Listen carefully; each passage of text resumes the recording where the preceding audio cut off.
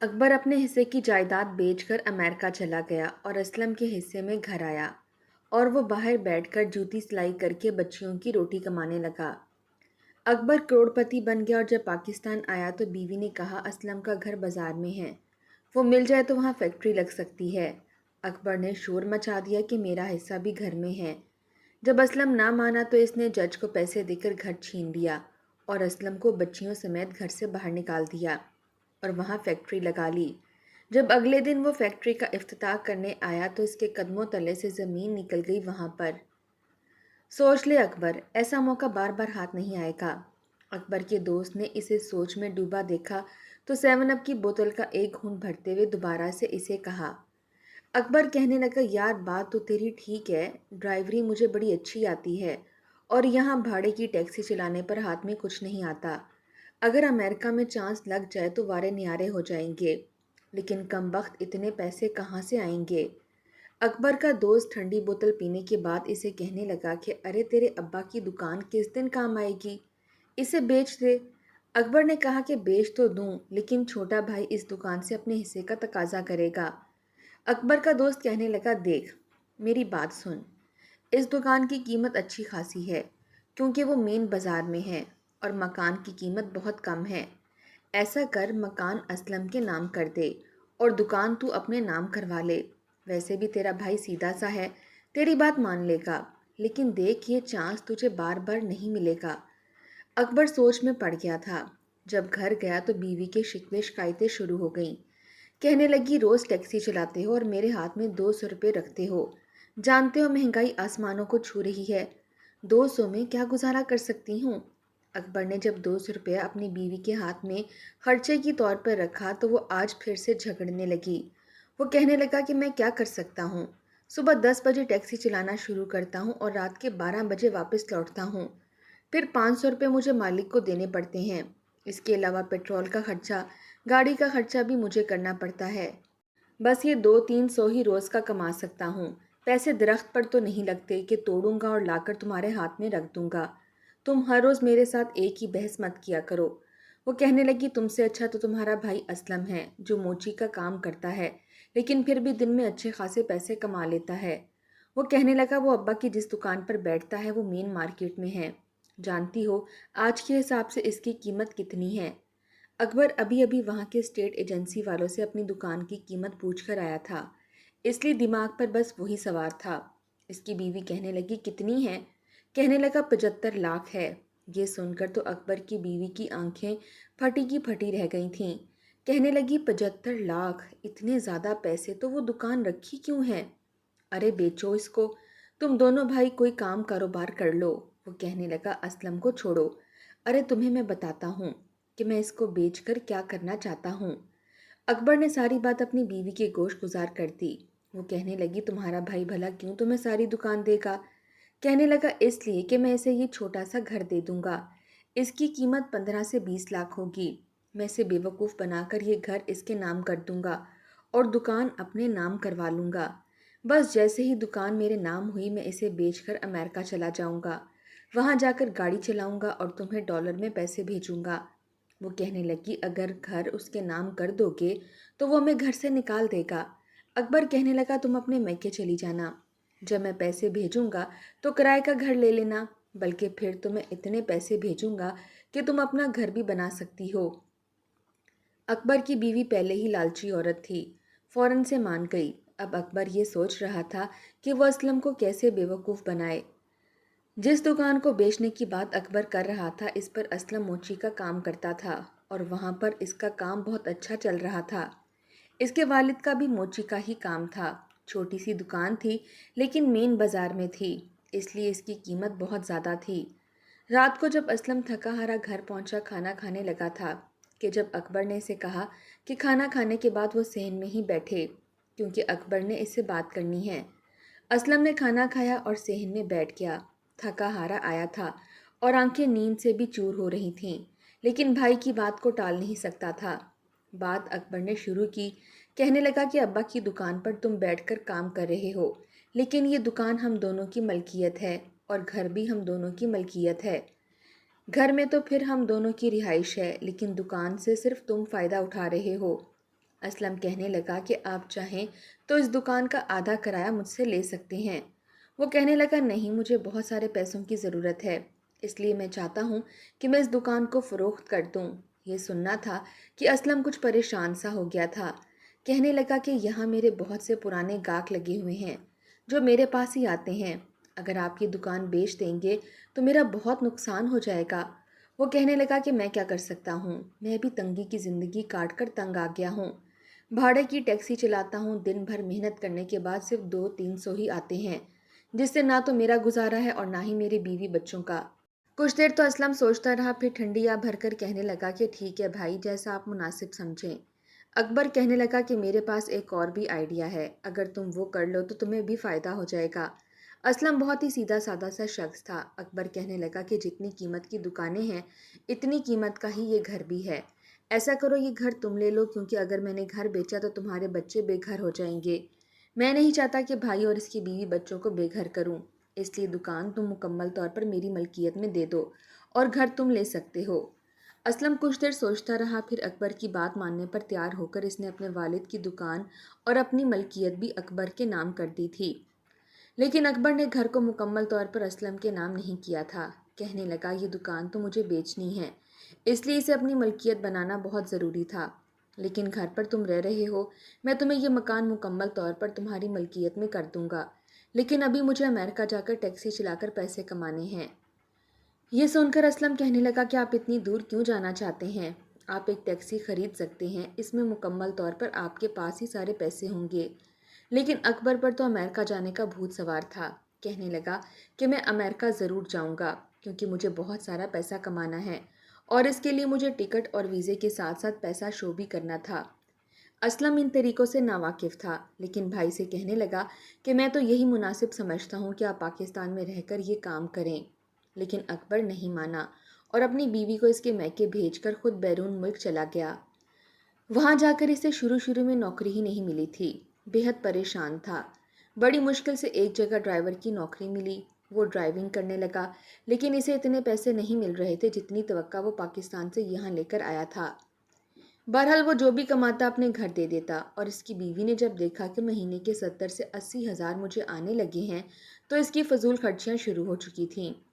رہتی میکے میں تھی، جہاں پر اس کا بھائی اور والدہ بڑے تنگ زندگی گزار رہے تھے۔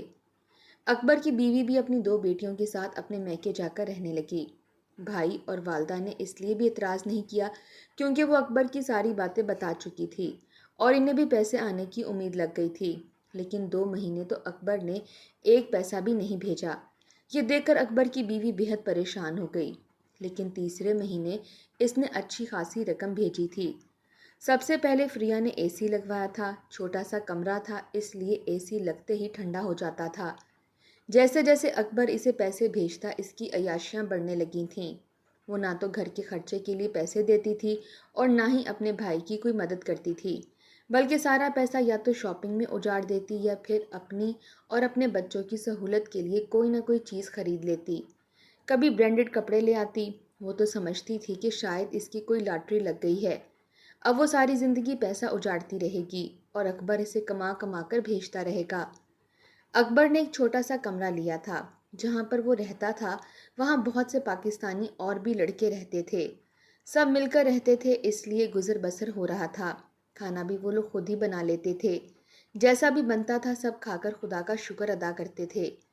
اکبر کی کوشش تھی کہ وہ زیادہ سے زیادہ پیسہ پاکستان بھیجے تاکہ اس کی بیوی ان پیسوں سے کوئی جگہ خرید کر ایک گھر تعمیر کر لے یا پھر اس کے پیسے کو سیو کرتی جائے، لیکن اکبر کی بیوی عیاشیوں میں پڑ چکی تھی، کبھی پیزے منگا کر کھاتی تو کبھی برگر۔ وہ سمجھتی تھی اکبر ساری زندگی یوں ہی کما کما کر اسے پیسہ بھیجتا رہے گا۔ اکبر جب بھی اپنی بیوی کو فون کرتا تو وہ تنگی کے رونے لگتی، کہتی کہ تم ایک نوکری اور کر لو، ویسے بھی تم جس جگہ پر ڈرائیونگ کرتے ہو وہاں پر 6 بجے کے بعد تمہاری چھٹی ہو جاتی ہے، تم گھر میں بیٹھنے کی بجائے اپنا وقت ضائع کیے بغیر کوئی اور نوکری کر لو۔ اکبر کو لگا کہ اس کی بیوی اسے بالکل ٹھیک مشورے دے رہی ہے۔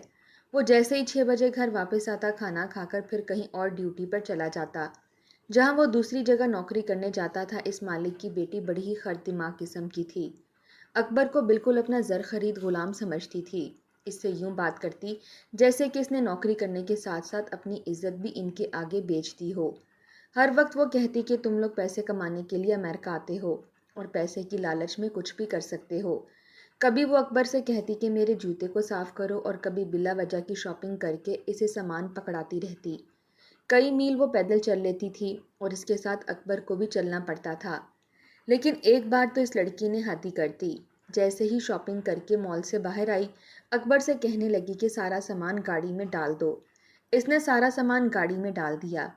پھر اس سے کہنے لگی کہ گاڑی میں چلاؤں گی اور تم میری گاڑی کے پیچھے پیچھے بھاگتے ہوئے گھر آؤ گے۔ یہ سن کر اکبر نے حیرت کا اظہار کیا تھا۔ کہنے لگا بی بی جی، یہ آپ کیا کہہ رہی ہیں؟ وہ کہنے لگی جیسا کہہ رہی ہوں ویسا ہی کرو، میرے جوتے صاف کرو۔ اکبر کو یہ کام نہایت برا لگ رہا تھا۔ وہ کہنے لگا کہ میں محنت ضرور کرتا ہوں لیکن کسی کے جوتے صاف نہیں کروں گا۔ وہ کہنے لگی کہ اپنے جوتے صاف کرنے کے میں تمہیں الگ سے $20,000 دوں گی۔ کہ اکبر کا لالچ جاگ گیا اور اس نے اس کے جوتے صاف کر دیے۔ وہ کہنے لگی کہ میں جانتی ہوں کہ تم پیسے کے لیے کچھ بھی کر سکتے ہو۔ اکبر نے جھوٹ بولنا شروع کر دیا کہ میری بیوی بہت بیمار ہے، اسے نہ جانے کون کون سی بیماریاں لگ گئی ہیں، اس لیے میرا پیسہ دیں، میں اس کا علاج کروانا چاہتا ہوں۔ اکبر نے اپنی مجبوریوں کا رونا شروع کر دیا تھا۔ وہ لڑکی کہنے لگی کہ ٹھیک ہے، میں تمہاری مدد کر دیا کروں گی۔ اکبر دو دو ڈیوٹیاں کرنے لگ گیا تھا اور اس کی نیند پوری نہیں ہوتی تھی۔ اکثر وہ نیند میں چور آنکھوں سے گاڑی چلا رہا ہوتا تھا، لیکن ایک بار جو کچھ اس کے ساتھ ہوا وہ بیان نہیں کر سکتا۔ ایک بار وہ رات کے وقت ڈرائیونگ کر رہا تھا، گاڑی میں وہ لڑکی بھی بیٹھی تھی۔ وہ لڑکی اکبر کو بے تحاشا تنگ کرتی تھی، اسے جلد کوئی چیز پسند نہیں آ رہی تھی۔ وہ دکانیں گھوم گھوم کر تھک گیا تھا، اس لیے ڈرائیونگ نشست پر بیٹھا تھا۔ اس نے جلتا ہوا سگریٹ پچھلی نشست پر پھینک دیا۔ آہستہ آہستہ وہ سگریٹ سلگنے لگا تھا۔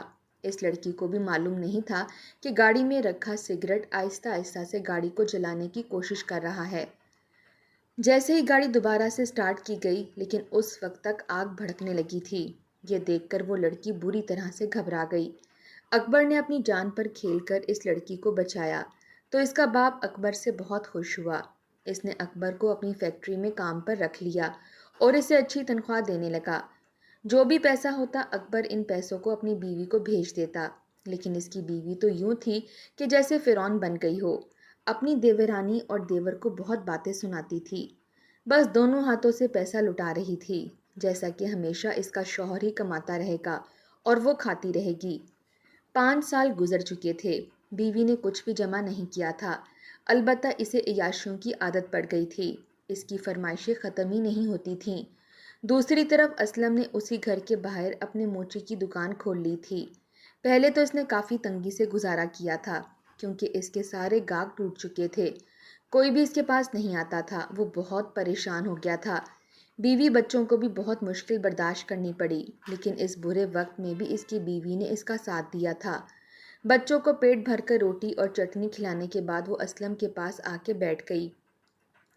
اصل میں اسلم اس وقت اپنا سر پکڑے بیٹھا تھا۔ برسوں سے باپ اور اس کی کمائی گئی محنت پر اکبر پانی پھیر کر جا چکا تھا۔ بعد میں اسے لوگوں نے بتایا کہ دکان کی قیمت بہت زیادہ تھی اور اکبر نے جو گھر اسے دیا تھا وہ اس وقت کم مالیت کا تھا، لیکن اسلم نے اپنی زبان سے شکوہ نہیں نکالا تھا۔ اس کی بیوی نماز کی پابند تھی، اسے تسلی دینے لگی کہ تم پریشان مت ہو، مشکل وقت اللہ تعالیٰ اپنے ہی بندوں پر ڈالتا ہے اور اسے ہٹاتا بھی خود ہے، تمہارے دن بھی پھر جائیں گے۔ وہ کہتا برسوں سے کمائی ہوئی محنت پر میرے بھائی نے پانی پھیر دیا، میں تو دوبارہ سے زیرو پر آ کر کھڑا ہو گیا ہوں، پھر سے محنت کروں گا، پھر ہی کسی مقام پر جا کر پہنچوں گا۔ اس کی بیوی کہنے لگی تم اکیلے نہیں ہو، نہ ہی خود کو اکیلا سمجھو، میں ہر قدم پر تمہارا ساتھ دوں گی۔ اسلم کا ہاتھ پکڑ کر اس کی بیوی نے اسلم کو تسلی دی، وہ ہلکا سا مسکرا رہا تھا۔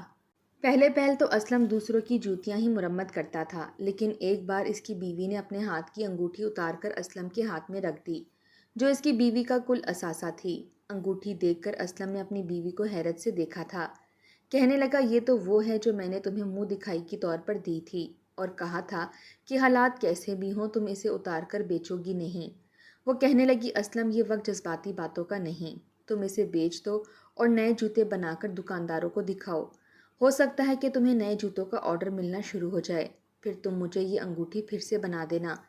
اسلم کا دل بجھ کر رہ گیا تھا۔ اس نے سوچا بھی نہیں تھا کہ اس پر ایسے حالات بھی آئیں گے کہ بیوی کو پہنائی گئی سونے کی انگوٹھی بھی اسے بیچنی پڑے گی۔ بہرحال اس نے وہ انگوٹھی بیچ کر چند جوتیاں خود بنائیں۔ جب وہ جوتے اس نے مارکیٹ میں دکھائے تو دکاندار نے فوراً سے وہ جوتے خرید لیے، کیونکہ وہ کافی مضبوطی اور خوبصورتی سے بنائے گئے تھے۔ وہ جوتے دکاندار کے فوراً سے بک گئے۔ وہ دکاندار بے حد خوش تھا، کیونکہ وہ اس نے مہنگے داموں بیچے تھے۔ اس کے بعد جب دوبارہ اسلم اس کے پاس جوتے لے کر گیا تو وہ کہنے لگا کہ میں تمہیں جوتوں کا آرڈر دیتا ہوں، تم مجھے وہ سب بنا کر دو۔ اسلم کہنے لگا کہ میرے پاس اتنے پیسے موجود نہیں ہیں۔ اس شخص نے اسے ایڈوانس پیسے دیے۔ اسلم نے بڑی محنت کے ساتھ اسے 100 جوتے بنا کر دیے۔ دکاندار نے جیسے ہی جوتے دکان پر لگائے، عورتوں کو وہ جوتے پسند آنے لگے۔ 3 دنوں میں اس کی ساری جوتیاں بک گئیں، کیونکہ اسلم نہایت محنت سے اور ایمانداری سے اپنا کام کرتا تھا۔ پھر تو وہ دکاندار سے مہینے کے کافی جوتے بنوانے لگا۔ آہستہ آہستہ ان کے دن پھرنے لگے تھے۔ اب تو اس کی بیوی بھی فارغ ہوتی تو اپنے شوہر کے ساتھ مل کر جوتے بنانے میں اس کی مدد کرنے لگتی۔ اسلم نے بھی دن رات نہیں دیکھا۔ دن رات دیر تک وہ کام کرتا رہتا اور اس کی بیوی اس کے پاس بیٹھی اس کی مدد کرتی رہتی۔ دونوں میاں بیوی نے انتھک محنت کی تھی۔ اس کے بعد یہ دن دیکھنے کو ملا تھا کہ انہوں نے اپنے گھر کی مرمت کروائی اور اوپر کے پورشن میں 2 کمرے بنا لیے، جہاں اس نے 2 ملازم لڑکے رکھے تھے جن سے وہ جوتے بنوانے لگے۔ دیکھتے ہی دیکھتے اسلم کے کام کو 4 چاند لگنے لگا۔ اب تو مارکیٹ کے بہت سے دکاندار اسے جوتے بنوانے لگے تھے۔ برسوں کی کمائی ہوئی محنت دوبارہ سے رنگ لے آئی تھی۔ دوسری جانب اسلم کا علاقہ اب مہنگا ہونے لگا تھا۔ چھوٹے چھوٹے پسماندہ گھر لوگ بیچ کر جا چکے تھے۔ ان کی جگہ اب بڑے بڑے اور شاندار گھر بن گئے تھے۔ یہی وجہ تھی کہ وہ علاقہ کافی مہنگا ہو چکا تھا۔ اکبر جب 5 سال کے اندر محنت کرنے کے بعد پاکستان لوٹا تو بیوی کے وہی رونے تھے کہ تم نے مجھے بھیجا ہی کیا تھا جو میں سنبھال کر رکھتی۔ اکبر کہنے لگا کہ میں نے وہاں پر دن رات اتنی محنت کی کہ تمہیں 1 لاکھ روپے مہینے کا بھیجتا رہا، اور تم کہتی ہو کہ میں نے تمہیں کچھ بھیجا ہی نہیں۔ وہ کہنے لگی کہ تم دیکھ رہے ہو مہنگائی آسمان کو چھو رہی ہے۔ تم تو ایسے کہہ رہے ہو جیسے کہ لاکھوں نہیں مجھے کروڑوں بھیجے تھے۔ لاکھوں روپے کا پتہ چلتا ہی کہاں ہے کہ کہاں گئے۔ وہ کہنے لگا کہ تم نے سارے کے سارے پیسے خرچ کر دیے ہیں۔ مجھے لگا تھا کہ تم میرے پیسے سنبھال کر رکھو گی، جب میں یہاں آؤں گا تو اپنا گھر خریدوں گا، لیکن تم نے سب کچھ برباد کر کے رکھ دیا۔ اب میں تمہارے میکے میں نہیں رہ سکتا اور میں نے اپنے پاس کوئی بھی سیونگ نہیں کی۔ جو کماتا تھا تمہیں بھیجتا تھا۔ اب بتاؤ کہ میں کیا کروں؟ خالی ہاتھ ہو کر رہ گیا ہوں۔ اسلم کی بیوی کہنے لگی کہ کیسے خالی ہاتھ ہو گئے؟ اسلم کا گھر اس کے اکیلے کا تھوڑی ہے، ہمارا بھی اس پر پورا پورا حق ہے۔ یہ سن کر اکبر اپنی بیوی کی شکل دیکھنے لگا۔ کہنے لگا کہ دکان میں نے لی تھی اور گھر ہم نے اسلم کو دیا تھا، اب میں اسے کیسے گھر مانگ سکتا ہوں؟ اکبر کی بیوی کہنے لگی تم نے کون سا گھر اس کے نام لگا دیا تھا؟ اب بھی وہ تم دونوں کے نام ہے۔ اپنے بھائی سے اپنا حصہ لو، ویسے بھی ان 5 سالوں میں اس محلے کا تو نقشہ ہی بدل کر رہ گیا ہے۔ سارے چھوٹے اور پسماندہ گھر بک کر بڑے گھر بن گئے ہیں۔ اسلم نے بھی اپنا گھر 2 منزلہ بنا لیا ہے، لاکھوں کما رہا ہے، اسے کوئی فرق نہیں پڑے گا، تم اس سے اپنا گھر مانگو۔ اکبر نے ایسا ہی کیا تھا۔ وہ اسلم سے ملنے گیا تو اسلم نے اسے سینے سے لگایا تھا۔ اسلم کے گھر کو دیکھ کر تو اکبر کی آنکھیں پھٹی کی پھٹی رہ گئی تھیں۔ ہر سہولت موجود تھی۔ کہنے لگا کہ تمہارے تو ٹھاٹ ہی دیکھے نہیں جاتے، تم میرے پیسے پر عیش کر رہے ہو۔ یہ سن کر اکبر نے حیرت سے بھائی کی طرف دیکھا تھا۔ کہنے لگا کہ میں نے کیا کیا ہے؟ وہ کہنے لگا کہ اس گھر پر میرا بھی حصہ ہے۔ میں 5 سال بعد بھی ملک سے باہر دھکے کھانے کے بعد بھی خالی ہاتھ رہ گیا ہوں، مجھے اس گھر میں اپنا حصہ چاہیے۔ یہ سن کر اسلم کہنے لگا کہ دکان تم نے لی تھی اور یہ گھر مجھے دیا تھا، تم کہتے تھے کہ جب کہو گے تمہارے نام لگا دوں گا، لیکن اکبر اس بات سے مکر گیا۔ کہنے لگا میں ایسا کیوں کہنے لگا؟ مجھے ہر حال میں اپنے گھر میں اپنا حصہ چاہیے۔ اگر تم نے مجھے شرافت سے یہ گھر بیچ کر میرے پیسے نہیں دیے تو میں عدالت سے مدد مانگوں گا۔ مجبوراً اسلم کو وہ گھر بیچنا پڑا، لیکن اب اسے فکر نہیں تھی، کیونکہ وہ موچی کا کام نہیں کرتا تھا بلکہ جوتے بنا کر مارکیٹ میں بیچتا تھا۔ اکبر نے انہی پیسوں سے فیکٹری بنا لی، لیکن جیسے ہی اس فیکٹری کا افتتاح کرنے لگا، فیکٹری کے اندر پڑے سلنڈر یکدم پھٹ گئے اور پوری فیکٹری جل گئی۔ یہ دیکھ کر اکبر کا یہ حال تھا کہ جیسے پاگل ہو جائے گا، کیونکہ اس نے ادھار پیسے لے کر فیکٹری بنوائی تھی کہ جب فیکٹری میں کام چلے گا تو پیسہ واپس کر دے گا۔ اکبر کا پھر سے دیوالیہ نکل گیا تھا۔ اس کی بیوی پھر سے چھوٹے سے کمرے کے مکان میں آ گئی تھی۔ ابھی بھی اس کے شکوے شکایت جاری تھے۔ اب اکبر کہنے لگا کہ شکر گزار بیوی بھی بہت بڑی نعمت ہوتی ہے۔ اسلم کی بیوی نے ہر حالات میں اس کا ساتھ دیا، ہر حال میں اللہ کا شکر ادا کیا، اور دیکھو اللہ نے اسے ایسا نوازا ہے کہ وہ پھر سے اپنا گھر بنا چکا ہے۔ لیکن تم نے نہ پیسہ سنبھالا اور نہ ہی اللہ کا شکر ادا کیا، تم ہمیشہ یوں ہی کنگلی بیٹھی رہو گی۔ اس کی بیوی کہنے لگی مجھ سے اب یہ تنگیاں برداشت نہیں ہوتی، مجھے تو عیاشیوں کی عادت پڑ گئی ہے، ایسا کرو تم دوبارہ سے امریکہ چلے جاؤ۔ وہ کہنے لگا میرے پاس ایسا کچھ نہیں بچا جسے بیچ کر میں امریکہ جاؤں، یہیں رہوں گا اور تنگیاں برداشت کرو، اور اب بھی تمہیں مجھ سے کوئی شکایت ہے تو میں تمہیں طلاق دے دوں گا۔ اکبر کی بیوی رونے لگی، آج بھی پھٹے پرانے کپڑوں میں ہی وہ گزارا کر رہی تھی اور زبان پر وہی شکوے شکایت تھے۔ اللہ کا شکر ادا کرنے والوں کے دن اللہ تعالیٰ ہمیشہ پھیر دیتا ہے، جیسا کہ اسلم کے پھر گئے تھے۔